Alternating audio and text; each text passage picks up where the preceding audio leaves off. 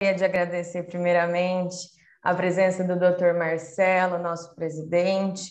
Hoje também temos a presença do nosso vice-presidente, Dr. Henrique, e de todos, também os membros da nossa comissão da OAB e todos os colegas que se interessaram pelo nosso grupo de estudo.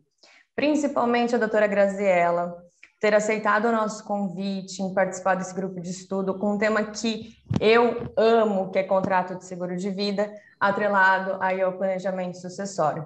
Doutora Graziella, se me permite, eu vou ler o seu extenso currículo, afinal de contas são tantos anos de experiência, né? Então, para os colegas conhecerem melhor a doutora Graziella, ela atua na cidade de Campinas, advogada com 18 anos de experiência no contencioso civil securitário, especialista em direito processual civil, MBA em seguros, previdência e capitalização, possui curso de extensão universitária em direito securitário e ressecuritário pela Escola de Direito de São Paulo, da Fundação Getúlio Vargas, da FGV, direito do seguro da Escola da Ajures, e ela também é presidente da Comissão de Direito Securitário da terceira subseção da Ordem dos Advogados, também nessa gestão, né, 2019 e 2021.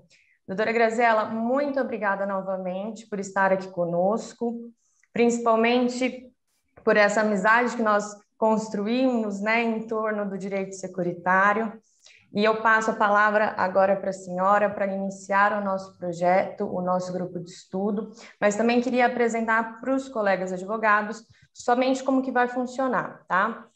Serão duas etapas. Primeiro, a doutora Graziella vai expor o contrato de direito seguro, mas vocês também podem ficar à vontade em perguntar. Só gostaria que vocês levantassem, né, aqui a mãozinha que tem, para a gente só manter uma organização, e depois passaríamos para a segunda etapa, que seria sobre planejamento sucessório. Correto, doutora?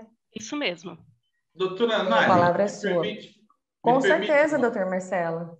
Então, tá, muito obrigado. Eu quero só aproveitar, obrigado pela concessão da palavra, mas eu quero aproveitar para agradecer a presença de todos os advogados e advogadas, em nome da nossa 22ª subseção, e parabenizar a doutora Nália Siqueira pela coordenação da Comissão de Direito Seguro da nossa subseção, e dizer aos amigos e amigas que estou aqui acompanhado do nosso vice-presidente, doutor Henrique, que me orgulha de estar ladeando esta gestão atual da nossa subseção. E quero aqui também, em nome da Advocacia de São José do Rio Preto, agradecer a doutora Graziella Velasco por ter aceito o convite de nossa subseção de estar aqui conosco e levar um abraço ao presidente Daniel, que muito nos orgulha à frente da nossa Ordem dos Advogados do Brasil, uma liderança do Estado de São Paulo. Então, fica aqui o agradecimento por todos, por estar conosco nesta noite, e desejo um ótimo evento para todos nós. Boa noite a todos, agradeço a presença de todos que estão aqui participando com a gente. Eu fico muito feliz com o convite feito. Falar do seguro, para mim, é um grande prazer. E, lógico, né, eu ainda tenho muito a aprender, porque o doutor Marcelo aí, pelo jeito, tem bastante experiência. É uma responsabilidade aqui palestrar, né, conversar com vocês sobre seguro. Então, se o doutor também quiser bater esse papo, pode, é para todos, tá? Se levantar a mão, quiser trocar ideias, colocar posições, na verdade, é aí para todo mundo trocar uma ideia, um bate-papo, né? Agradecer ao doutor Marcelo, ao doutor Henry e à doutora Ana, que me fez o convite aí, que com muita alegria eu aceitei e espero apresentar aí a contento de todos, né? Vou compartilhar aqui a tela com vocês, da palestrinha aqui que eu apresentei para vocês. Vamos lá. Estão todos vendo? Sim. Doutora. Tá ótimo aí, gente? Então vamos lá, né? Eu queria primeiro dar algumas dicas para as pessoas, né, que não são da área do direito do seguro, de livro, né, o livro de contrato de seguro de vida, do Adilson Campoy, que é uma referência em seguro de vida, é um profissional muito competente, muita referência realmente nesse ramo do direito. Então, é um livro que eu indico e ele tem uma leitura muito facilitada, com certeza até corretores de seguros vão conseguir entender e desfrutar aí de um livro sensacional. Dicas de curso, né? Com a pandemia, trouxe para nós aí vários cursos online, e isso é enriquecedor, porque você consegue estudar sem sair de casa, se atualizar. Na época que eu me formei não tinha essas possibilidades, e hoje realmente é sensacional. E tem a plataforma Conhecer Seguros, que disponibiliza ali alguns cursos de produtos da seguradora, porque a grande dificuldade para os advogados é tentar entender como que é o produto, né, as coberturas, exclusões. Então, essas plataformas, elas vendem o produto, o conhecimento do produto da seguradora. São cursos rápidos, né, com preços acessíveis, e que, às vezes, o advogado, se ele precisar, por exemplo, demandar com relação ao seguro automóvel, lá tem curso de seguro automóvel, tem seguro de pessoas, tem seguro residencial. Então, às vezes, se ele precisar entender um pouquinho mais sobre o seguro, tem essa plataforma. E, lógico, a Escola de Negócios de Seguros, que até o mês passado estava comemorando 50 anos e estava com desconto aí de 50% nos cursos online. Então, o advogado que precisar se atualizar ou fazer um curso para entender um pouquinho mais sobre o produto, né, são umas plataformas de curso online que eu indico para vocês. E agora vamos começar aqui, né, falando sobre o seguro de vida e o planejamento financeiro e de proteção patrimonial, tanto para famílias como para empresas, né? A humanidade, ela sempre foi marcada por tragédias, né, ocasionando mortes e perdas patrimoniais para as pessoas.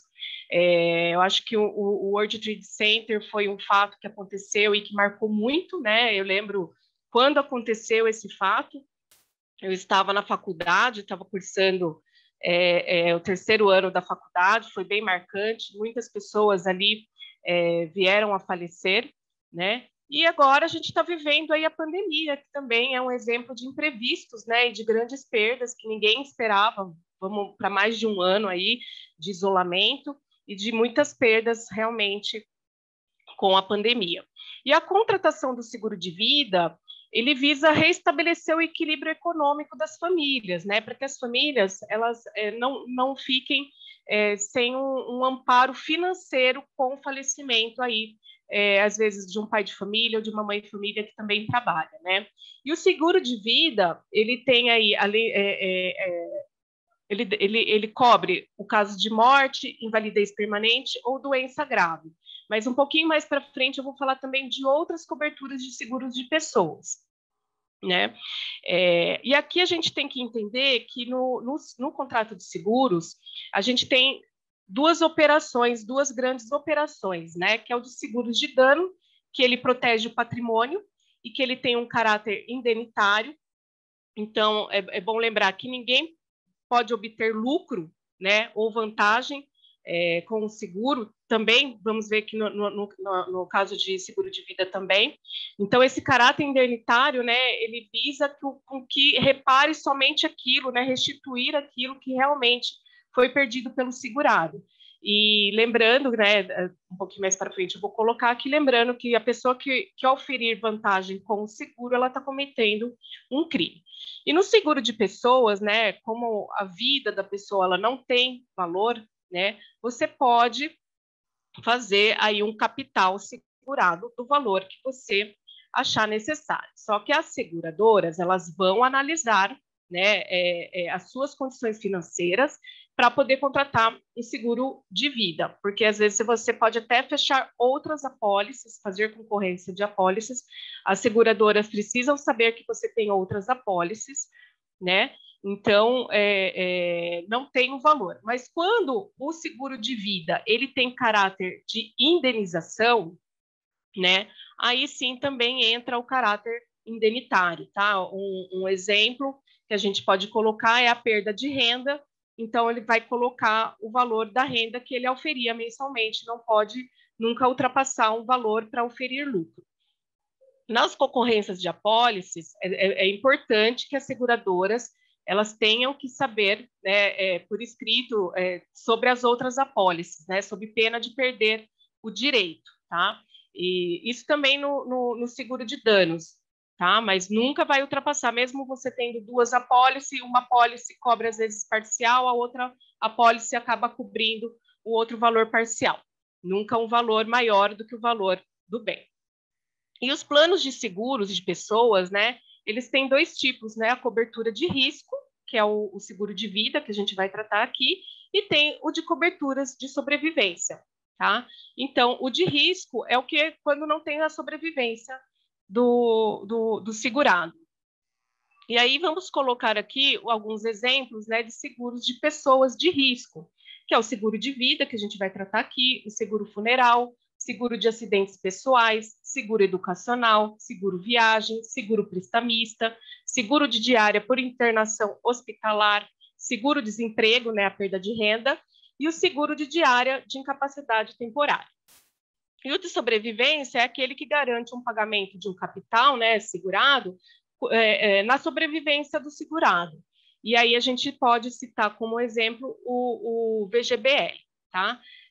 Mas hoje o nosso foco aqui é justamente o de risco. Tá bom? Então, vamos lá. E para entender o mais importante, assim, que todos têm que entender, é a base do seguro, né? Como que funciona o seguro. Então, a base do seguro, ele é o mutualismo, né? Que é o agrupamento de um número mínimo de pessoas submetidas ao mesmo risco, cuja ocorrência e intensidade são suscetíveis de tratamento atuarial, né? Que é a técnica matemática para chegar ao valor do prêmio, e que permite uma repartição proporcional das perdas, né? Então, você entendendo que cada um contribui com um pouquinho, que é o prêmio, e se forma o fundo mutual, é esse mutualismo que tem que ser preservado e administrado pelas seguradoras. As seguradoras, elas são gestoras desse fundo mutual. E o mutualismo é essa pulverização do risco, né? E aí a gente tem no artigo 757 a definição, né, do contrato de seguro. Então, pelo contrato de seguro, o segurador se obriga, mediante o pagamento do prêmio, a garantir interesse legítimo do segurado relativo à pessoa ou à coisa contra riscos pré-determinados. E agora a gente vai entender, né, tirar esses elementos aqui do artigo 757, né? O segurador, né, que são as seguradoras. O que é mais importante saber? Que elas são controladas, né? Há um controle estatal sobre as empresas de seguro, né? Então, elas são fiscalizadas e elas têm que respeitar regras de capital mínimo de funcionamento. Então, isso traz uma garantia para o consumidor, né? Quando ele sabe que ela está sendo fiscalizada, né? No site da SUSEP também, para quem não sabe, às vezes a seguradora ela tem um nome diferente, não é uma grande seguradora do mercado. Muitas vezes vem várias seguradoras do exterior montar sede no Brasil, e às vezes o nome não é conhecido, ou também existem as fusões e aquisições de seguradoras, acabam mudando o nome, e as pessoas não têm conhecimento do nome. Então, ela consegue verificar, né, no site da SUSEP quais são as seguradoras autorizadas. Não coloquei aqui, mas só lembrando que seguradora é diferente de associação, tá? As associações de proteção veicular, elas não seguem a regra da SUSEP, porque elas não são seguradoras, né? O pagamento do prêmio. Muitas pessoas confundem, né, o que é o pagamento do prêmio. O pagamento do prêmio é o que o segurado paga para a seguradora. E isso existe muita confusão no mercado, eu já vi sentenças também confundindo a nomenclatura, mas o prêmio é o que é pago do segurado para a seguradora. E o cálculo do prêmio, ele não é aleatório, né? A seguradora, ela tem toda uma parte técnica para chegar aos valores do prêmio, né? E aqui a gente tem no seguro de vida, né, as tábuas de mortalidade elaboradas a partir de estudos, a gente pode citar aqui o estudo do IBGE, e aí tem as tábuas de sinistralidade, como morte, morte acidental, invalidez por acidente, invalidez por doença, e ela também considera a expectativa de vida, né, do brasileiro, então ela consegue, junto com um estudo bem específico, a chegar aí no valor do prêmio pago pelo segurado. Aí tem a garantir interesse legítimo do segurado. O que seria, né, a garantia? O segurado, ele tem que ter uma vinculação econômica, né, com o bem, ele tem que ter interesse em preservar. Até na questão do seguro de vida, ele tem que colocar ali, declarar, né, sob pena de falsidade, o seu interesse pela preservação da vida do segurado. Isso evita fraudes, né? Se você não tem interesse na vida da pessoa, ou você não tem interesse em preservar aquele patrimônio, por que você faria um seguro, né? Então, você tem que ter essa vinculação econômica e querer segurar o bem, ter esse interesse realmente no bem. E aqui na questão do seguro de vida, né, se presume, né, o interesse quando é cônjuge, ascendente ou descendente do proponente. Esse aqui é o artigo 790. Riscos pré-determinados, né? Muitas pessoas falam, o meu seguro cobre tudo. Não, a pessoa precisa verificar os riscos, né, pré-determinados na apólice. Eu já vi muitas pessoas falando assim, não, deixa, meu seguro cobre tudo. E não é assim, a gente tem limite, né, da importância segurada também, então não existe essa questão. E é importante para o segurado conversar com o corretor para ter essa orientação, porque às vezes ele acha que tem uma cobertura, não tem, né? Então é muito importante essa orientação do corretor, esse papel do corretor na venda do produto e na análise, porque assim, até o corretor ele vai fazer uma análise do risco, né? Seja do patrimônio, seja da vida da pessoa, ele vai fazer uma análise do risco e ver qual é o produto mais indicado para o segurado, né? Então, é interessante ter essa conversa com o corretor para que ele possa realmente avaliar quais são os riscos que ele corre para poder fechar aí um seguro condizente, né? Que nem Walter Polido diz, o seguro ele precisa ser útil, né, para as pessoas, né? Você fechar um seguro e ele não for útil, acaba perdendo sentido, né? E essas delimitações no contrato, ela é totalmente legalizada, desde que, né, conforme o Código do Consumidor, ela esteja bem evidente, em negrito, né? Então, se você puxar umas condições gerais da apólice, você vai verificar que tem várias cláusulas em negrito, né, para atender realmente o Código de Defesa do Consumidor. Então, essas limitações é para chegar também a uma correta taxação do prêmio. A seguradora ela não pode assumir aí um risco, né, e não receber o prêmio proporcional ao risco que ela está assumindo a indenizar, né? Sinistro é a realização do risco, né? Segurado pode ser a pessoa física ou jurídica, né, de interesse segurado, que contrata um seguro em seu benefício pessoal ou de terceiros, tá? E os planos de seguro de pessoas, né, eles podem ser individual ou coletivo. Então, o seguro de vida ele pode ser individual ou coletivo. E lógico, né, a destinação aí das coberturas tem que ser sempre de uma forma lícita. Aí todas as coberturas de risco, né, que é o seguro de vida, ele é estruturado na modalidade de benefício definido, ou seja, o capital segurado, ele pode ser pago de uma única vez ou de uma forma de renda.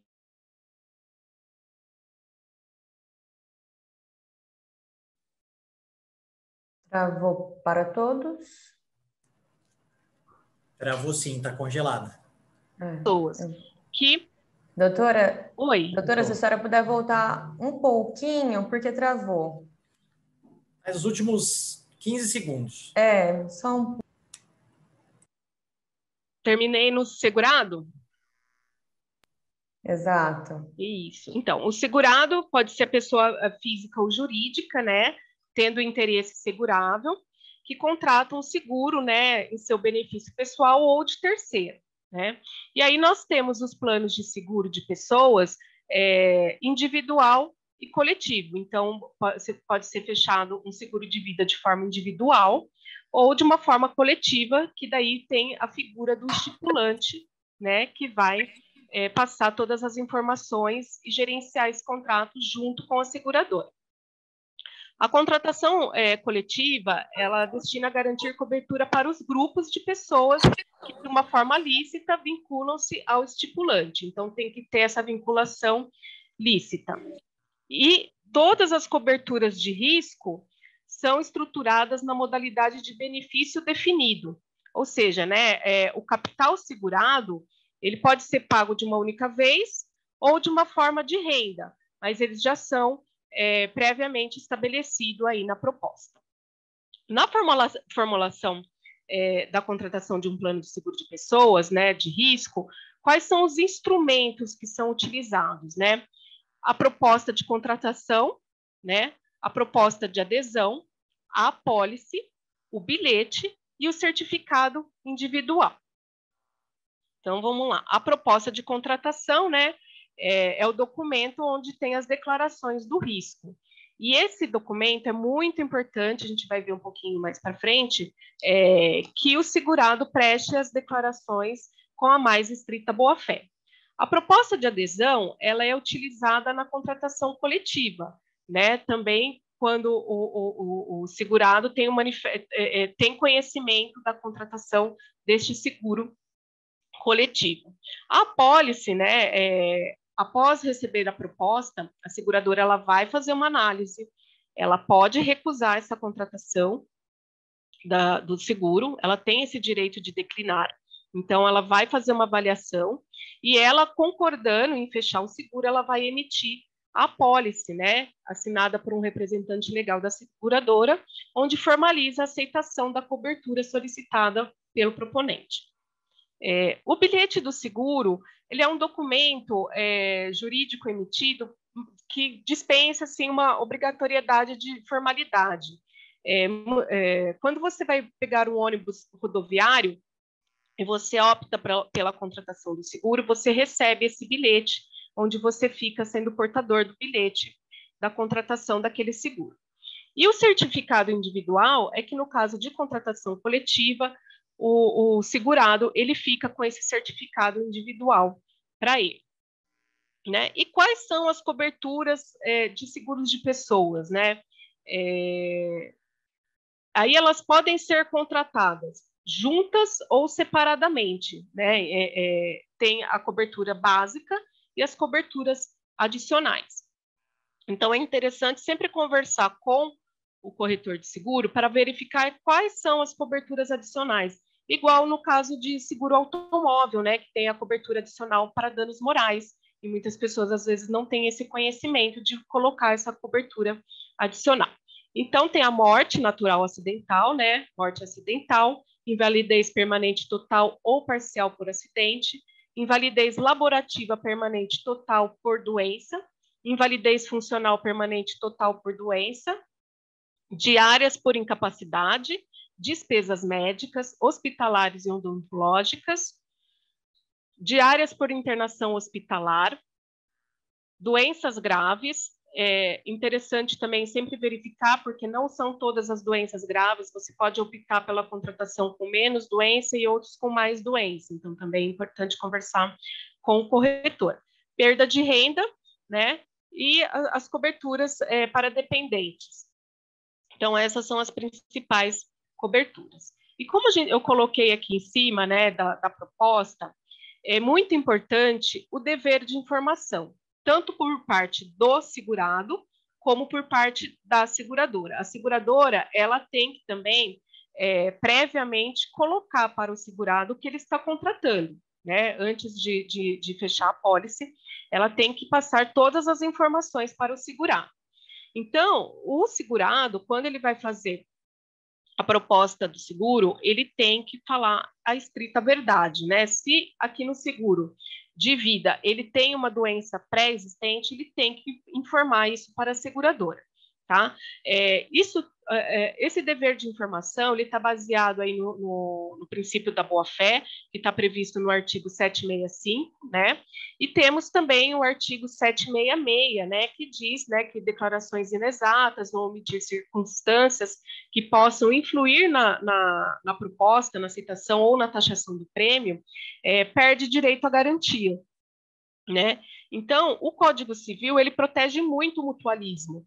Então, as pessoas elas têm que respeitar o princípio da boa-fé, o dever da informação e prestar tudo da mais estrita boa-fé, né?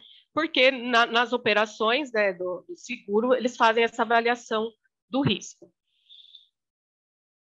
E quando você vai fechar um seguro, contratar um seguro, é passado um questionário também, né? Então, as pessoas elas têm aquele questionário para responder até de uma forma objetiva. Então, ela precisa ter essa ciência de que tem que ser bem objetivo na colocação ali das respostas, né? Com relação à doença pré-existente, agora a gente tem essa súmula 609, que ela diz, né, que a recusa de cobertura securitária sobre a alegação de doença pré-existente é ilícita se não houve a exigência de exames médicos prévios à contratação ou à demonstração de má-fé do segurado. É bem polêmico, né, essa súmula, só que eu entendo da seguinte forma: se lá na proposta te pergunta se você tem alguma doença e você omite, a meu ver, já é uma má-fé, porque você já tem um conhecimento prévio, né? Aí eu coloquei uma jurisprudência aqui, né? Foi antes da súmula, mas é o que eu realmente entendo, né? Que quando a pessoa ela é portadora de uma moléstia grave e ela tem esse conhecimento e ela omite para a seguradora, eu entendo pela má-fé. E aí, porque quando já vi vários casos, né, de quando a pessoa ela coloca que tem uma doença pré-existente, aí ela pede os exames, né? Ela acaba pedindo, solicitando esses exames para o proponente, né? E lógico, né, a sanção da perda de garantia, ela somente é aplicada se a doença omitida tiver sido causa direta do óbito ou da incapacidade. Também, se ela acabou falecendo por uma doença que não é aquela que ela omitiu, né, não guarda relação, ela acaba não tendo o nexo causal nesse caso. E aí vamos falar sobre o agravamento de risco pelo segurado no seguro de vida, né? O que é o agravamento de risco, né? É o aumento da probabilidade da ocorrência da lesão ao interesse garantido, né? Então, a pessoa, ela perde o direito se ela agravar intencionalmente o risco, tá? No contrato de seguro. Essa perda de direito está prevista no artigo 768. E qual é o agravamento de risco mais evidente, né, no seguro de vida? Que é o suicídio. Então, tem muitos doutrinadores, professores, que defendem que não teria que ter cobertura, porque é um ato doloso contra a vida, né? Seria o agravamento de risco né, mais evidente. Mas já tem uma súmula também, essa controvérsia já foi superada, então precisa aguardar a carência de 2 anos para que tenha a cobertura, né, do seguro de vida. Então, o suicídio não é coberto nos 2 primeiros anos de vigência do contrato de seguro de vida, ressalvado o direito do benefício à devolução do montante da reserva técnica formada, tá? Aqui, quando tiver reserva técnica formada, tá? Quando o contrato tiver essa modalidade de reserva técnica formada, né? Agora, outra questão também, que está bem em evidência, em bastante discussão, é a embriaguez no seguro de vida, né? Que veio a súmula 620, que diz que a embriaguez do segurado não exime a seguradora do pagamento da indenização prevista em contrato de seguro de vida, né? É um agravamento de risco, todos sabem que, por exemplo, dirigir embriagado é crime, não pode se dirigir embriagado, mas ele não vai ter a cobertura do carro, do veículo, pelo seguro de dano, mas a família vai ter a cobertura aí de seguro de vida se ele vier a falecer aí em razão de uma embriaguez, né? É muito discutível também esse caso aí da embriaguez, tá? E muitas pessoas confundem essa cobertura com seguro de dano, mas não, é só no seguro de vida. Então, por exemplo, no seguro de veículo, do automóvel, ela não vai ter essa cobertura. E aí, uma pergunta que sempre surge é o surgimento de doença grave, né, no decorrer do contrato, se o segurado ele é obrigado a informar a seguradora ou não. Não, ele não é, porque se na contratação ele não tinha essa doença, e essa moléstia ela foi decorrente aí no surgimento da decorrência do contrato de seguro, ele não precisa informar para a seguradora. Outra questão muito importante também é o pagamento do prêmio, né? A pessoa ela perde o direito se ela não efetuar o pagamento do prêmio. Só que existe uma súmula, né, a 616, que diz que a indenização securitária ela é devida quando ausente a comunicação prévia do segurado acerca do atraso do pagamento do prêmio, ou seja, a seguradora ela tem essa obrigação de notificar o segurado de que ele está em atraso do prêmio antes de fazer o cancelamento da apólice. Tá? Então, é importante que as seguradoras cumpram com essa determinação. Vida e acidentes pessoais, né? Então, também existe uma confusão muito grande entre o seguro de vida e o seguro de acidentes pessoais. Você pode contratar os dois seguros, né? Normalmente, eles são vendidos em conjunto, mas o seguro de acidentes pessoais, se ele é vendido de forma separada, ele não vai cobrir doenças, ele vai cobrir só o acidente, né? Decorrência de acidente. Então, tem muitas questões, assim, com relação, por exemplo, à morte de AVC, né? O AVC, ele é uma doença, né? Ele não é acidente. Então, já tem um entendimento aí do STJ de que o AVC, o acidente vascular, apesar de ter o nome de acidente vascular, ele é uma doença.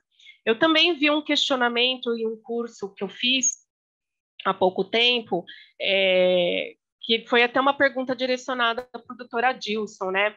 Que a mãe, a pessoa que fez a pergunta, a mãe acabou tendo um infarto porque um dos filhos acabou morrendo de Covid e ela acabou tendo um infarto. Se esse infarto caracterizaria aí um acidente, mas não, né? O infarto caracteriza uma doença, então não teria cobertura em caso do seguro por acidente.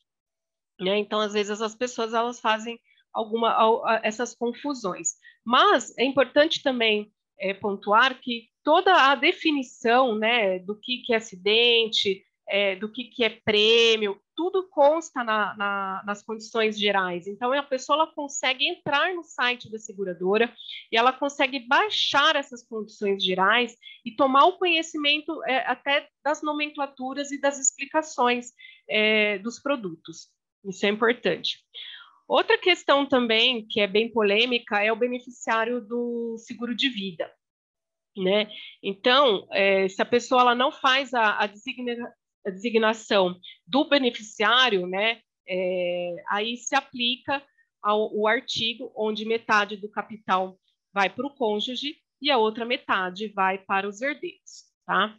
E aí o que acontece? Às vezes, alertar o cliente, para quem é corretor, até quem é advogado, alertar sempre os clientes de verificar quem são os beneficiários, né? Marcar assim a cada 1 ano, 2 anos, verificar quem consta como beneficiário no seguro de vida, porque eu já vi casos que a pessoa entrou numa empresa para trabalhar, ela fez o seguro de vida, ela colocou os pais como beneficiários, e depois acabou casando, tendo filho, e não fez essa alteração de beneficiário.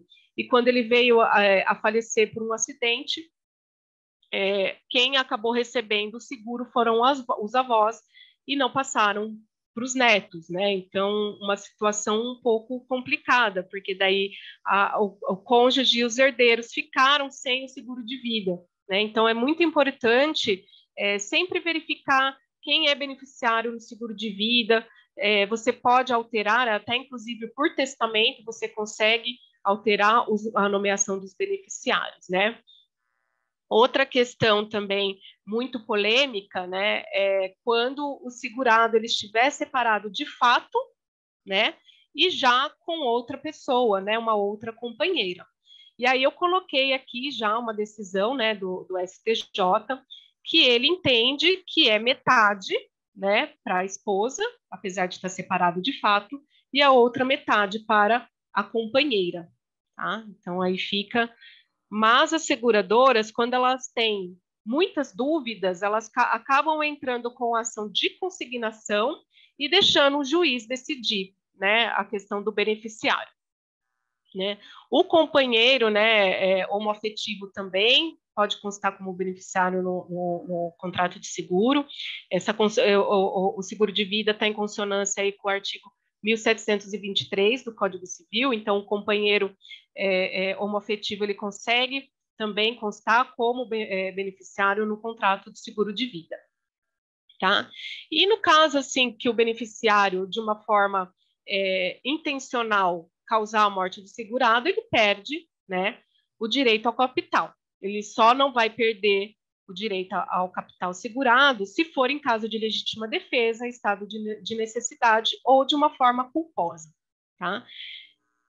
Agora, vamos para o planejamento sucessório. Né? Então, as famílias, né, principalmente agora que a gente está passando por uma pandemia, com muitas mortes, muitas famílias desassistidas, né?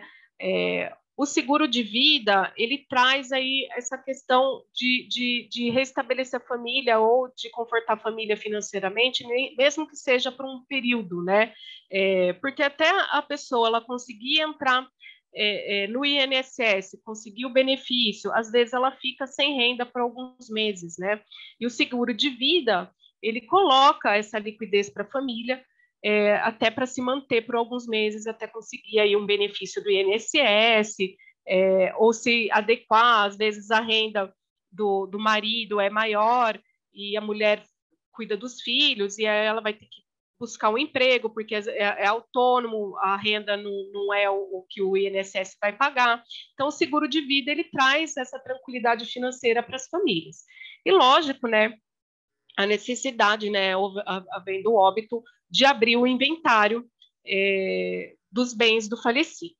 E para enfrentar o seguro de vida hoje, ele tem se utilizado muito por esse planejamento sucessórios, né, para justamente pagar as taxas, os impostos, os honorários advocatícios, né, no processo de inventário.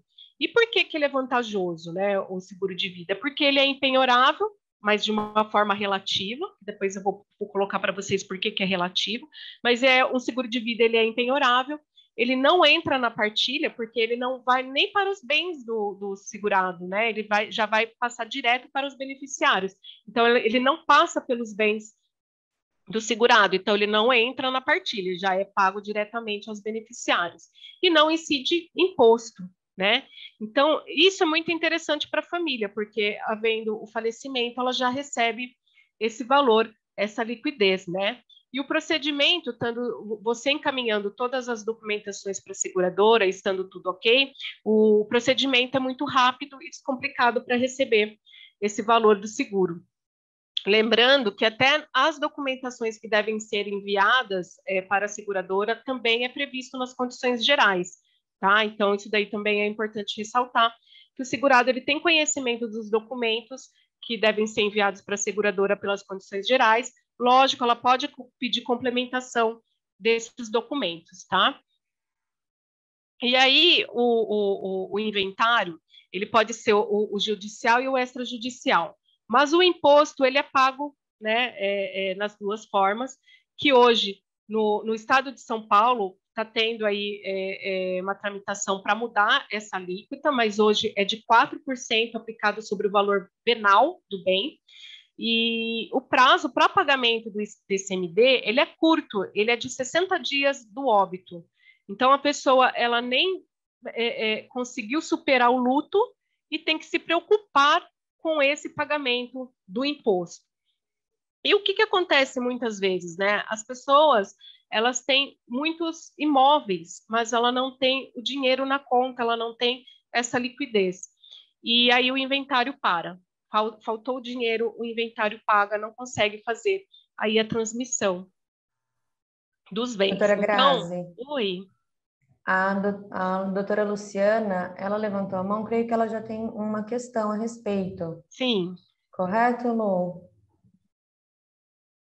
Desculpa, foi sem querer. Imagina. Perdoa, eu estou tendo problema aqui no meu notebook. Sem Desculpa, problema, não queria interromper, imagina. tá? Perdão. Doutora Grazi, por gentileza. Vamos lá, então. E aí, nós temos, né, o inventário judicial e o extrajudicial, né? Então, as pessoas, elas sendo capazes não tendo o menor envolvido e não tendo, teoricamente, testamento, ela consegue fazer o inventário extrajudicial no cartório, que é bem mais simples e bem mais rápido.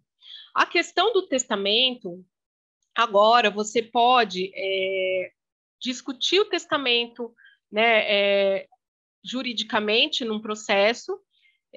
Superada a parte do testamento, você pode pedir autorização e ir para o extrajudicial, tá? Então, tem essa possibilidade, o STJ já decidiu que, sendo todos capazes, né, concordando com o inventário, você pode validar o testamento judicialmente e depois fazer o inventário de uma forma extrajudicial. Isso daí é bem, bem importante, porque se estão todos de acordo com a partilha de bens, com certeza a extrajudicial é muito mais rápido. E a empenhorabilidade, por que ela é relativa, né? O artigo 794 do Código Civil, ele coloca que no seguro de vida ou de acidentes pessoais, para o caso de morte, o capital estipulado não está sujeito às dívidas do segurado, nem se considera herança para todos os efeitos de direito. Mas existe já uma decisão contrária, né, do Superior Tribunal de Justiça, que permitiu, né, limitar aí a penhora ao que exceder 40 salários mínimos, tá? Então, assim, como a pessoa ela descobriu, né, ela fez muita pesquisa e acabou encontrando esse seguro, e ela conseguiu penhorar o que é excedente, né, de 40 salários mínimos. Então, essa empenhorabilidade, ela é relativa, tá? Muitos corretores, quando eu coloquei essa informação nas minhas redes sociais, eles ficaram indignados com isso. E o planejamento sucessório para as empresas, né? Também existe um seguro de vida, tá? Destinado a comprar cotas das empresas. O que acontece? Às vezes a pessoa ela tem uma empresa, mas os familiares não tem ninguém na família que acaba sucedendo na empresa ou não tem nenhum conhecimento técnico, e isso acaba trazendo uma complicação para as empresas, porque os sócios não querem colocar pessoas que não tenham conhecimento ou que não participem ativamente da empresa. E aí existe esse seguro de vida justamente, né, destinado à sucessão empresarial. Então, havendo o falecimento de um dos sócios, esse seguro de vida, ele indeniza a família da cota social, né, do falecido, para que não haja essa sucessão de familiares na empresa. Então, é um assunto, é um produto muito interessante e também tem se usado bastante na questão de sucessão empresarial. Então, é isso, pessoal. Tem perguntas no chat, Ana? Doutora, eu queria te agradecer. Fiz aqui as minhas anotações para já iniciarmos o nosso debate. Aqui no chat não tem perguntas, mas a partir do momento que o pessoal for querendo se manifestar, enfim, fica aberto. Grazi, eu vi, né, que você colocou justamente no início, falando que a partir do momento que a pessoa ela tem um seguro, ela se comporta de uma forma, tem o seguro, então tá tudo bem, né? Tem o seguro, então ele cobre independentemente do que eu fizer. Até a doutora Angélica Carlini, que é aí também de Campinas, sim, eu participei de um curso com ela e ela falou justamente isso, né? Que não é porque a pessoa tem um seguro que ela tem que se comportar de maneira diversa, porque o risco que a companhia está analisando, enfim, é justamente para que ela tenha a mesma conduta se ela não tivesse aquele seguro, né? Sim, sim. O Adilson Campoy, no curso que eu fiz, ele colocou que para ele, né, a posição dele, que, por exemplo, a pessoa estando embriagada e acaba adentrando no veículo, e mesmo que o veículo esteja estacionado e venha alguém causar um acidente, né, porque existe aquela discussão, a pessoa está alcoolizada, mas não existe nexo causal com o acidente, a embriaguez não tem esse nexo causal. Mas para ele, só do fato da pessoa estar dentro do carro alcoolizada, ela já está cometendo um ato ilícito, então não teria que ter indenização. Sim, eu até em outros grupos aqui, eu defendo essa questão do ato ilícito, né? Porque mesmo tendo essa quantidade de súmulas que a gente tem dentro do mercado segurador, né, do direito securitário, a gente tem muita divergência ainda no Poder Judiciário. Então, temos jurisprudência entendendo justamente conforme a súmula, entendendo também sobre o ato ilícito. Você que tem muito mais experiência do que eu, pode confirmar isso, inclusive pela 609, né, Grazi? Por Sim. conta da pré-existência, que entendo que seja a maior discussão aí em torno do seguro de vida, justamente essas negativas. Mas eu acredito que o judiciário hoje ele está entendendo mais o que é o mutualismo, né, e a preservação, né, do fundo mutual. Então, a tendência é realmente mudar um pouco mais essa visão, né, de preservar realmente o mutualismo nessa proteção, porque o Código Civil protege o mutualismo, né? Ele coloca que se a pessoa não paga prêmio, ela perde direito. Se a pessoa agravar o risco, ela perde o direito. Então, se o próprio Código Civil protege o mutualismo, o judiciário também ele tem que caminhar nesse sentido de entender o que é mutualismo e preservar o mutualismo. Exato. O nosso vice-presidente ergueu a mão. Com a palavra, doutora Ene, por gentileza. Obrigado, doutora Naile. Primeiro quero aproveitar para cumprimentar nosso presidente, meu amigo, doutor Marcelo Henrique. Também cumprimentar aqui nosso presidente, também conselheiro seccional, doutor Dinei Bianchim. Cumprimentar e parabenizar você, Anaile, e me permita lhe chamar assim, né? Afinal de contas, nos conhecemos desde dos bancos da faculdade, né? Exato. Parabenizar pela sua condução, tanto do evento quanto da Comissão de Direito Securitário, essa importante comissão. Também cumprimentar, vejo aqui a doutora Vanessa Lucchesi, da nossa Comissão de Direito do Trânsito, e parabenizar a doutora Graziela Velasco pela excelente exposição. Minha pergunta não tem nada a ver com essa sua última colocação, doutora Graziela, mas como advogado me senti provocado pela colocação, porque, claro, não sou especialista na área, então estou dando uma aqui de atrevido, mas me parece um exagero considerar ato ilícito o cidadão que ingressa no carro depois de beber e aí ocorre um sinistro com o carro parado, né? Na minha turma não aconteceu isso, mas o presidente Marcelo Henrique e o conselheiro Odinei Bianchim me contaram que na época deles de faculdade, o pessoal ficava muito bêbado depois das festas, entrava no carro e dormia. Entrava no carro para dormir. E, portanto, que ato ilícito é esse, né? Eu não vejo sentido nessa colocação, me parece exagerada. Minha questão, na verdade, doutora, é quanto ao seguro de vida como instrumento sucessório. A gente atua bastante com planejamento empresarial, planejamento familiar, planejamento sucessório, planejamento tributário, e esse é um instrumento que me parece bastante interessante, mas ao mesmo tempo pouco utilizado e pouco compreendido, como foi posto mesmo na sua fala aqui na exposição. Eu acho que também os vendedores, os corretores de seguro, muitas vezes acabam atrapalhando um pouco esse processo. Esses dias eu recebi aqui na verdade, corretora daquela seguradora Prudential, que é muito grande, muito importante, mas eles são agressivo é pouco. Faltou ela arrancar o cartão de crédito do meu cliente do bolso dele e passar na maquininha. E aí ele falou, não quero. Ele rechaçou por conta da postura da corretora. Eles são muito agressivos. Depois consultei, né, e fiquei sabendo que eles são assim com todo mundo, não foi um caso isolado, né? E aí eu queria saber da sua parte quais são eventualmente, vamos dizer assim, os prós e os contras da utilização desse instrumento aí para fins tanto sucessórios como de protecionais patrimoniais, apesar de isso ter sido abordado na sua fala, mas eu gostaria de talvez um elenco, vale a pena ou não vale a pena fazer? Eu acho que primeiro o advogado ele tem que buscar um corretor de seguro de confiança e fazer essa parceria profissional, tá?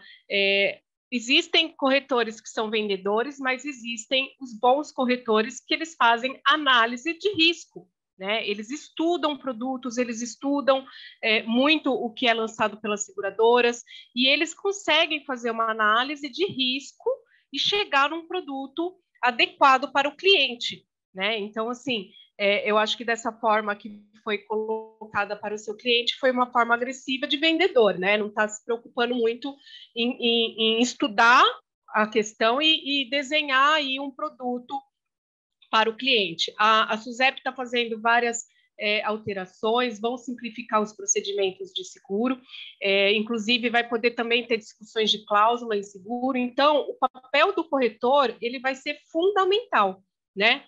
Justamente para conversar junto com o advogado e desenhar um produto mais adequado, porque existem várias seguradoras no mercado, cada seguradora coloca o seu produto, né? Então, às vezes, uma cobre uma coisa, a outra não cobre. Então, por isso que o papel do corretor ele é muito importante, né? E aí...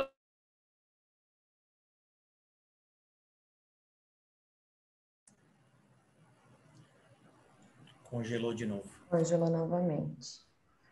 Doutora? De uma forma bem adequada e que vai ser útil para o segurado. Agora, contra seriam os maus profissionais, né, que acabam querendo vender o produto sem conversar, sem verificar o risco, sem verificar o que atende melhor o advogado, o que atende melhor o cliente do advogado, né? Então, eu acredito em bons profissionais, então a gente tem que buscar aí um bom corretor no mercado de seguro, um corretor de confiança, e que ele possa passar as orientações corretas, né? Até estava conversando com a Ana, que tem o produto de seguro garantia judicial, que hoje pode ser um diferencial para vários advogados, né, até da área trabalhista, de propor esse seguro para os clientes, trazer aí um resgate dos depósitos recursais no trabalhista e dar um fôlego financeiro, mas que precisa realmente buscar aí uma parceria com o corretor que ele oriente corretamente todo mundo.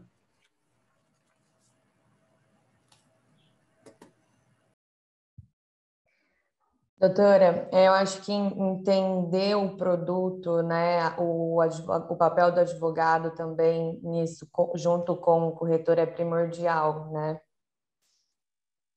Como a senhora disse, entender o clausulado, Sim, enfim. sim. E é importante, assim, para quem quer atuar, né, o advogado que é recém-formado e que tem interesse em atuar na área de direito de seguro, ele tem que estudar os produtos, né, das seguradoras. Então, essas plataformas de curso online, você consegue estudar o produto que às vezes você precisa entender um pouquinho melhor, né? Não é só o Código Civil. Então, é interessante você também estudar um pouquinho dos produtos da seguradora até para poder demandar, né, se você for atender consumidor, para demandar aí de uma forma mais adequada. Correto. Nós temos algumas questões aqui no nosso bate-papo. A senhora mencionou sobre o Código Civil, entender também as normas internas, né, doutora? Isso, e hoje nós as temos regulações. tantas resoluções circulares dentro da SUSEP, CNSP, Porque que os advogados essa precisam também questão da entender isso. embriaguez veio a súmula, né? A questão da embriaguez, mas já era uma circular da SUSEP de 2006 falando que deveria ser pago, né? Então já tinha uma circular da SUSEP nesse sentido, e depois que veio a súmula do STJ. Exatamente. Doutora, vamos lá. O doutor Saulo Mesquita, ele perguntou se depois nós poderíamos ter acesso ao seu material. Sim, claro, claro. Eu fiz o material justamente para poder compartilhar com vocês e eu coloquei de uma forma tipo e-book, né? E justamente eu já envio a pessoas que quiserem imprimir, estudar, e se tiver qualquer dúvida também, eu passo meu e-mail e aí a gente pode ir conversando, discutindo, compartilhando conhecimento. Então, vou compartilhar. Agora, Ana, eu não sei qual que seria a forma mais fácil, como que Eu eu vou poderia... colocar, ao final do nosso grupo, eu coloco o seu e-mail, o seu contato aqui no nosso chat, e aí os advogados que tiverem interesse, ou podem entrar então em contato também comigo pelo WhatsApp, e depois eu faço essa intermediação com a senhora, mas aí eu passo os seus contatos aqui para o pessoal Isso. também. Tudo perfeito, bem? Perfeito. Doutora Naile. Claro. Doutora Naile, primeiro, doutora Graziela, parabéns pela exposição, muito boa, parabéns mesmo. E sobre essa questão, doutora Naile, do acesso ao material, primeiro, relembrar os colegas advogados e advogadas que todos os materiais de nossas reuniões virtuais são divulgados no YouTube da OAB Rio Preto, estão lá disponíveis, e também pelo nosso WhatsApp, que está aí na telinha, também pode fazer a solicitação do material, né, direto, é o WhatsApp da subseção. O expositor, se quiser, também pode nos encaminhar e a gente vai divulgando para a advocacia. Então, para facilitar o máximo possível o acesso de toda a advocacia ao material de conhecimento que os nossos expositores nos dão a honra. E quero também, doutora Naile, me permite, também agradecer a presença hoje conosco aqui neste evento, doutor Odinei Rogério Bianchim, nosso ex-presidente da subseção e atual conselheiro estadual da nossa Ordem dos Advogados do Brasil. Muito obrigado, doutor Odinei. E também quero cumprimentar a doutora Vanessa Luciana Luquezzi, a nossa coordenadora da Comissão de Direito do Trânsito. Seja bem-vinda também, doutora. Obrigada, doutor Marcelo. Exato, o YouTube, né, quando o pessoal quiser, pode acessar de forma rápida também. A OAB também disponibiliza lá nossos grupos de estudo na íntegra. Voltando aqui para as nossas questões no chat, o doutor Tiago Paracatu questionou em relação à morte decorrente de complicações da Covid. O que a doutora entende a respeito quanto à cobertura do seguro de vida? Então, muitas seguradoras estão indenizando em caso de morte, né, da Covid. Eu não entendo por que assim, se a gente for pensar no mutualismo, eu fiquei muito tempo refletindo sobre isso, porque epidemia e pandemia, ela é excluída do seguro de vida. Então, teoricamente, a seguradora ela não deveria indenizar. E aí houve uma força-tarefa aí das seguradoras e elas acabaram indenizando, mas já tive notícias de que elas estão revendo essas decisões e começar a negar, porque houve aí muita sinistralidade. Eu fiquei muito reflexiva pensando por como que eles conseguiram dinheiro para pagar, porque não houve uma taxação de prêmio com relação à pandemia e epidemia, né? Então, como que está conseguindo indenizar essas famílias se não houve aí uma taxação de prêmio nesse caso? Então, assim, acho ótimo, né? Hoje eu atuo também com os consumidores, né? Eu já trabalhei do lado das seguradoras, mas hoje eu defendo os segurados. E eu acho ótimo de estar indenizando as famílias, mas na questão de compreensão do mutualismo, eu não entendi como que ela está conseguindo pagar se não foi, né, taxado o prêmio com relação à Covid. Eu acho que no judiciário também vai entender pelo apelo social, né, doutora? Vai ser difícil, eu acho que uma compreensão justamente por esse cálculo que não foi feito para as seguradoras que estão negando. Mas, enfim, é algo... É que acaba sendo assim, ela começou a indenizar e agora ela quer parar, então, não. E o consumidor atual ele vai ficar prejudicado se ela indenizou lá na frente, agora ela vai ter que indenizar agora, né? Eu acho que não adianta falar que vai indenizar e depois recuar e falar que não vai indenizar mais. Já que ela abriu esse risco aí de indenizar, né, o consumidor que vai ficar sem indenização, eu acredito que ele tenha aí recursos de entrar na justiça, de querer realmente ser indenizado se ela indenizou outros segurados. Porque nesse caso a gente está premiando quem morreu primeiro, né? Sim. Porque pena que não morreu antes, não faz sentido nenhum. Não faz muito sentido. Sim, então eu não entendi como que eles fizeram essa força-tarefa e começaram a indenizar logo no começo, né? Fiquei bem reflexiva sobre isso, mas já que estão pagando, né, é bom para as famílias, é bom para a família, mas na minha parte teórica, para mim, é incompreensível. E pelo que eu vi também, quando as grandes seguradoras, né, colocaram essa questão que iriam pagar essas indenizações, mas também tivemos seguradoras que, de fato, desde o início se posicionaram falando que não iriam pagar. Então, eu acho que no judiciário, novamente, vai ter que entender. A outra pagou porque tinha caixa para isso, né? De alguma Como forma. ela tem esse caixa, a gente não entendeu, a gente não sabe. né? Mas as que já se posicionaram que não iriam pagar, de fato, por não ter colocado dentro do teu cálculo atuarial essa questão da pandemia, e já evidente nas condições gerais, elas também não podem ficar prejudicadas porque outras seguradoras estão cumprindo de forma diversa. E eu acho que acaba confundindo o consumidor, né? Porque se é um risco excluído, por que está indenizando? Então, eu posso indenizar outros riscos excluídos da pólice, eu acho que traz uma confusão isso, né? Não é falar, não é para indenizar, né? A gente é ser humano, a gente se compadece, mas na questão técnica, securitária, é totalmente lógico. Com certeza. O doutor Tiago, que fez a questão, ele levantou a mão. Doutor? Levantei sim. Doutora, a questão é o seguinte, a Covid, beleza, é excluída da cobertura, por conta de pandemia, epidemia, enfim. A pessoa cura da Covid, só que a Covid deixa um problema no corpo da pessoa, que a pessoa de passado da cura da Covid, ela falece por decorrência da Covid. Nesse caso, há discussão que a morte decorreu da epidemia ou não. O que a doutora entende? Eu acho... cobertura? É que assim, né? Hoje as seguradoras têm algumas que estão indenizando, né? Tem algumas que estão indenizando morte, mas não está indenizando a incapacidade vinda da Covid. Eu entendo que se existe uma exclusão, a seguradora ela não é obrigada a pagar, porque se existe essa exclusão é justamente para preservar o mutualismo.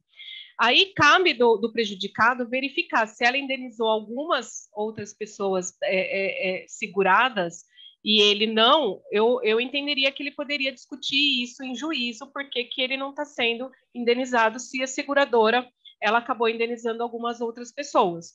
Mas, ao meu ver, se foi em decorrência da Covid, aí não teria cobertura.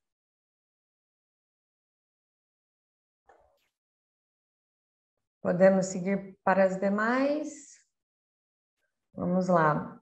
A doutora Tamires Giannini. Nos contratos de residência, não fica claro que deve o cliente ter nota fiscal de todos os produtos que guarnecem o imóvel, como proceder. E também, no caso de infarto, situação que a pessoa falece, como não cobre esses eventos inesperados? Que, na verdade, na questão do infarto, é uma doença, tá? Então, a gente tem o seguro de vida por doença e o seguro acidental. Então, a pessoa ela tinha o seguro acidental e ela acabou tendo um infarto. Então, o seguro acidental, que às vezes ele é contratado individualmente, ele não cobre doença, tá? Então, se a pessoa ela tem o seguro de vida por doença, aí tem cobertura. Por isso que é importante conversar com o corretor. Na questão de residência, normalmente você já deixa estipulado o valor também para os bens que estão dentro do imóvel, né? Então, faz a vistoria, coloca a relação de bens, né? E aí já chega a um valor que vai ser indenizado com relação aos bens, e existe também uma questão da depreciação, tá? Então, nunca vai ser indenizado como novo se não é novo. Tá? Igual a discussão de elevador em condomínio. Então, houve problema no elevador, a seguradora vai pagar, eles vão descontar a taxa de depreciação. Porque as pessoas elas têm que ter em mente que o seguro ele não pode oferir lucro para ninguém, em nenhuma situação.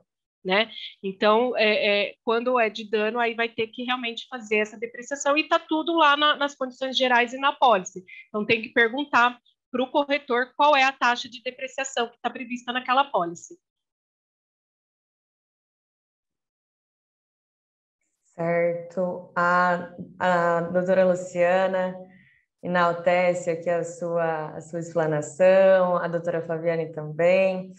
E aqui no último comentário tem o doutor Ricardo falando um comentário, voltando sobre o seguro, sobre o Covid, né, indenizações de Covid, que algumas seguradoras estão indenizando no caso de internação hospitalar. Sim. Decorrente tem seguradora, de Covid. Sim. Tem. Elas devem ter feito um cálculo e e acreditam que possam suportar com esses pagamentos, né? Então, aí tá a critério aí das seguradoras se elas vão fazer o pagamento ou não. É que eu acho que cria um pouco de confusão realmente para o consumidor, se tem um risco excluído e aí indeniza, então como que fica os outros, né? E acaba criando essa confusão. Sim. A doutora Juliana Chiqueto questionou, na cobertura de doenças graves, com cobertura para infarto, a pessoa vem falecer sem tempo de dar entrada no sinistro. A família tem direito de solicitar o benefício? Sim, sim. Quem entra com o pedido é a própria família, né? Se há o falecimento da pessoa, é a própria família que dá entrada na seguradora. Aí, se eles são beneficiários, eles recebem a indenização. Certo. Aqui no chat nós não temos mais questões, mas também fiz algumas anotações aí entrando na parte sucessória, doutora, e eu gostaria de entender essa parte do beneficiário, né, também, porque às vezes, por exemplo, no caso de seguro de vida, o beneficiário, ele normalmente vai ser a instituição financeira, né, que o financiamento está atrelado nisso, e já vi decisões que colocaram a legitimidade da instituição financeira para pleitear o seguro. Então, como que ficaria essa parte do beneficiário, né, também com um seguro prestamista? E também, doutora, sobre essa parte do beneficiário, quando nós temos um inventário, dentro do próprio inventário, eu posso encaminhar um ofício à SUSEP, enfim, questionando se possui seguro de vida para o determinado bem, no caso, né, de seguro prestamista, por exemplo, veículos e afins. Como que seria isso na prática? Sim, no inventário você pode pedir esse ofício, tá? Eu já fiz e consegui, mas eu acredito que você também consiga essa informação direto no site da SUSEP como usuário externo. Você faz um cadastro, envia documentação e eles fazem uma pesquisa e podem te encaminhar de uma forma extrajudicial. Mas dentro do inventário você consegue o ofício também para fazer essa pesquisa de contas, né? Às vezes, se existem contas, se existe seguro de vida, você consegue esse ofício.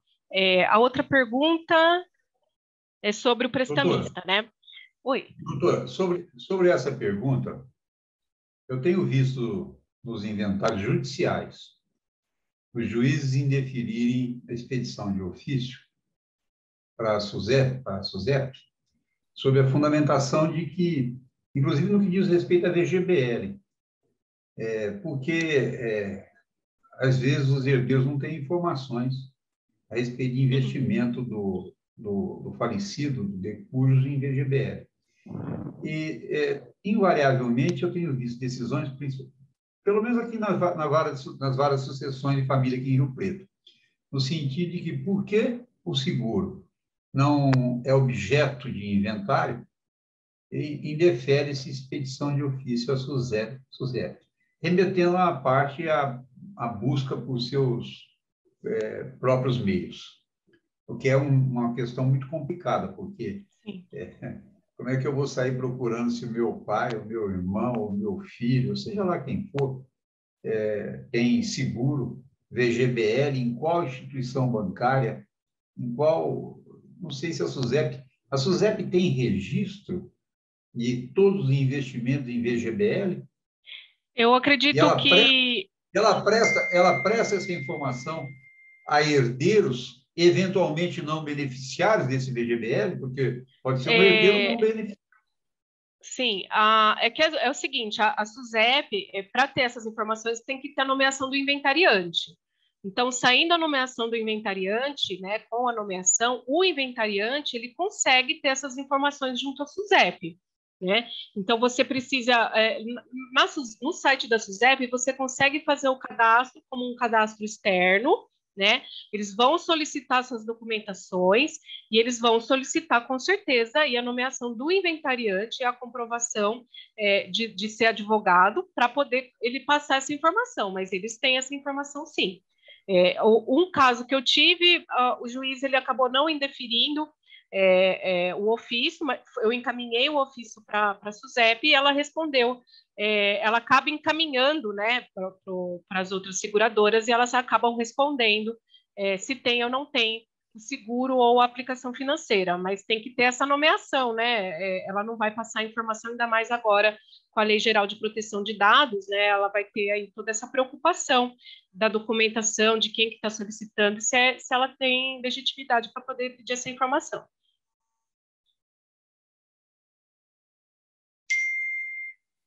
Inclusive, doutora Ednei, se me permite, Grazi, complementar só um detalhe, da mesma forma que nós estamos nos deparando com o Open Bank, né, essa circulação de dados nas instituições financeiras, ainda esse ano também vai ser instituído o Open Insurance, né?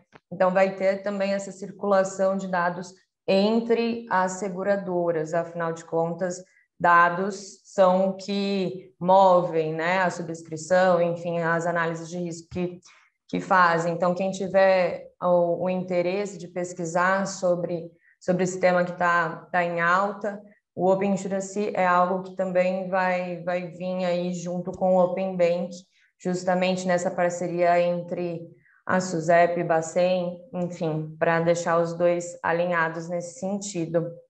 Correto, Grazi? Isso mesmo, né? Vai ter todo esse compartilhamento aí de informações. Doutora, o doutor Luciano, aqui no chat, ele falou assim, com certeza, doutor, o senhor pode explanar a respeito das doenças graves.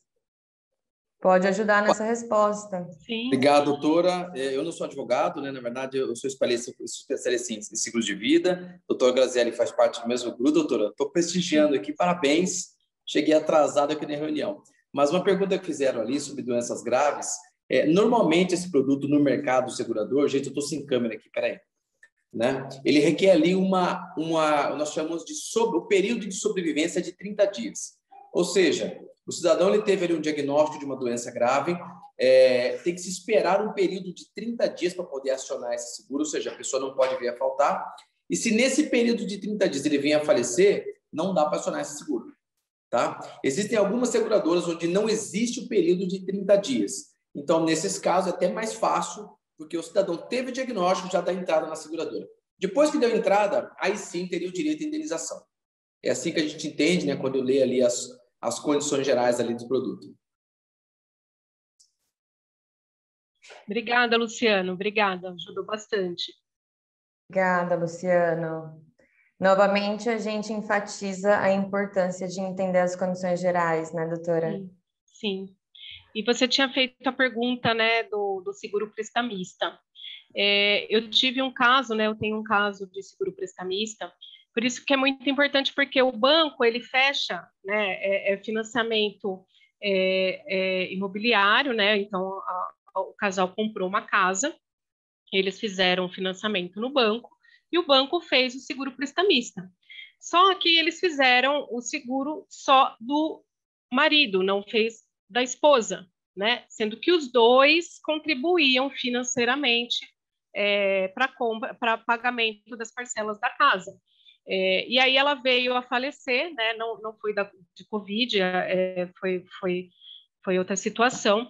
E a seguradora negou, falando que o seguro era só no nome do marido. Aí eu ajuizei a ação justamente porque, assim, não houve uma análise de risco da corretora do banco, né? Porque se os dois contribuem e ela realmente deu ali o fundo de garantia para pagamento da casa, ela está assumindo a responsabilidade de pagamento, então o seguro também teria que ter sido para ela.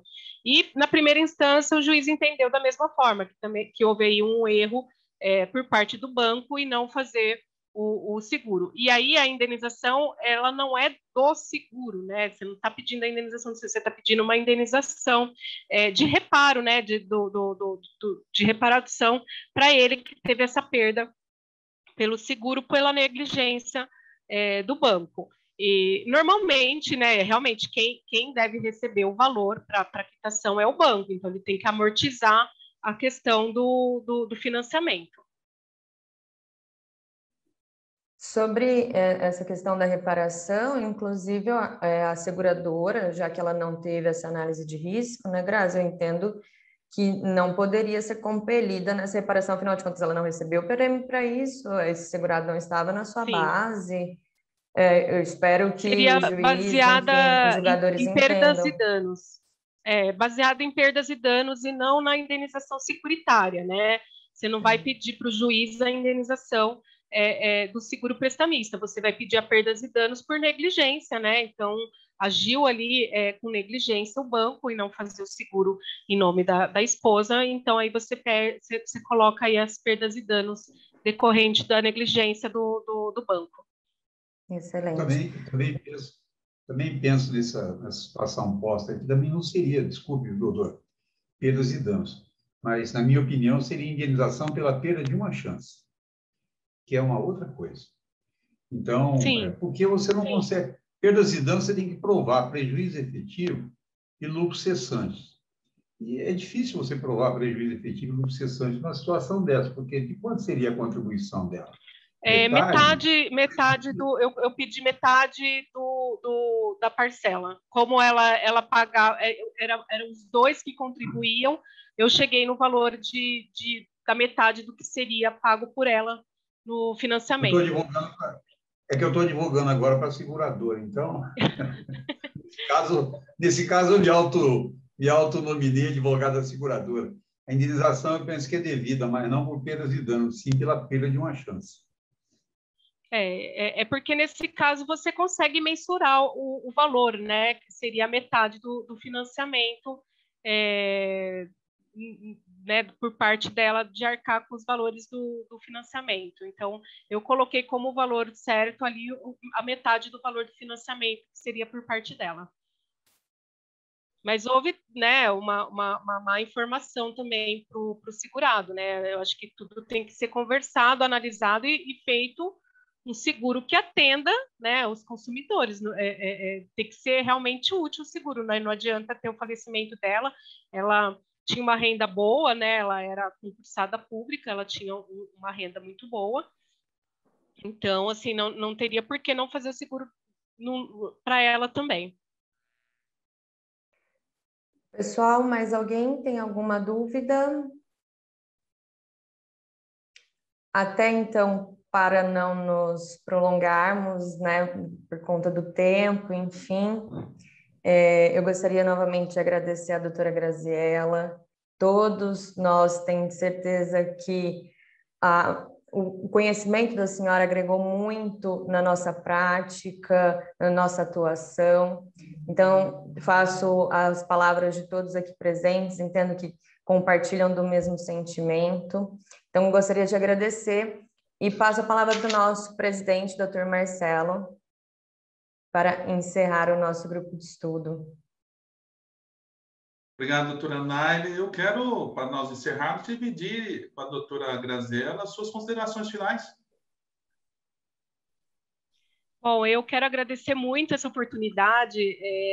Eu gosto muito de ser convidada para falar de seguro, porque agrega muito a mim também, né? Porque eu estudo, eu atualizo o material, e é muito gratificante, né? Para quem gosta da área de seguro, né? Sempre está estudando, trazendo coisas atuais. Então, é muito gratificante. Adorei o convite, fico muito feliz. Meu coração se enche de alegria. Muito obrigada. Espero que tenha sido a contento de todos, né? Me coloco à disposição também de qualquer dúvida, de qualquer bate-papo, de trocas de ideias, né? A gente não precisa concordar com tudo, o importante é a gente trocar ideias e, né, se mudar de ideia também é possível. Então, eu acho legal esse debate, né? Do mesmo jeito que o judiciário ele muda o posicionamento dele, a gente também pode mudar o nosso. Então, é isso que é bacana de um grupo de estudo, né? Essa troca de ideia. Obrigada, Ana, obrigada, doutor Marcelo, obrigada a todos, e só agradeço, muito obrigada mesmo. Nós que agradecemos, doutora Graziella. Eu quero também, aqui nessa fase de encerramento, dividir também, doutor Odinei Rogério Bianchino, as considerações finais. Obrigado, presidente. Deixa eu agradecer muito a doutora Graziella, porque entrei na conversa de modo muito mal educado e não a cumprimentei pela exposição, mas acompanhei atentamente toda a exposição, cumprimentando a Nairi pelo evento, o presidente também, por sempre disponibilizar esse acesso aos advogados a essa troca de ideias, cumprimentava a Nissa, que está sempre presente em todos os eventos, não só nos eventos da Comissão de Trânsito, e dizer, viu, doutora Graziela, que esse é um tema que me é muito caro. Eu tenho muito gosto, muita simpatia pela área contratual e responsabilidade civil. E contrato de seguro está imensamente relacionado a esses dois temas ao qual me dediquei na docência a vida toda. Então, foi por interesse mesmo, para aprender, e aprendi bastante com a senhora, que compareci aqui. Muito obrigado pela sua disposição. Eu que agradeço e fico muito feliz. Nosso doutor Adnei Rogério Bianchi, nosso conselheiro, muito obrigado pela sua presença novamente. Eu quero agradecer a doutora Graziela Velasco, nossa colega de Campinas, que está lá contribuindo, auxiliando o nosso presidente, doutor Daniel, à frente da nossa terceira subseção da Ordem dos Advogados do Brasil do Estado de São Paulo. Muito obrigado. Obrigado pelos seus ensinamentos. Aprendemos bastante, não tenho dúvida disso. E que volte mais vezes, né? Que venha aqui, quando estivermos aí o fim da pandemia, ou mesmo durante, nos visite. A Casa do Advogado e da Cidadania de São José do Rio Preto também é sua. É de todos nós, é de todos os advogados e advogadas. E quero reiterar meu agradecimento à doutora Naili Siqueira por todo o trabalho dedicado à nossa subseção à frente da Comissão de Direito do Seguro e todos os colegas que o acompanham. Quero agradecer a presença também da doutora Vanessa Lucchesi, também uma advogada, dedicando parte do seu tempo, de forma voluntária e gratuita, à nossa obsessão através da Comissão de Direito do Trânsito. E agradecer a presença de todos os advogados e advogadas, convidados aqui, corretores de seguros que estiveram conosco. Muito obrigado. A OAB é nossa porque está aberta para todos. Por isso, pela nossa Comissão de Direito do Seguro, pela nossa 22ª subseção da Ordem dos Advogados São Paulo, Seção São Paulo, São José do Rio Preto, declaro encerrado mais este evento. Uma ótima noite a todos e que Deus abençoe cada um de vocês, senhoras e senhores. Um grande abraço.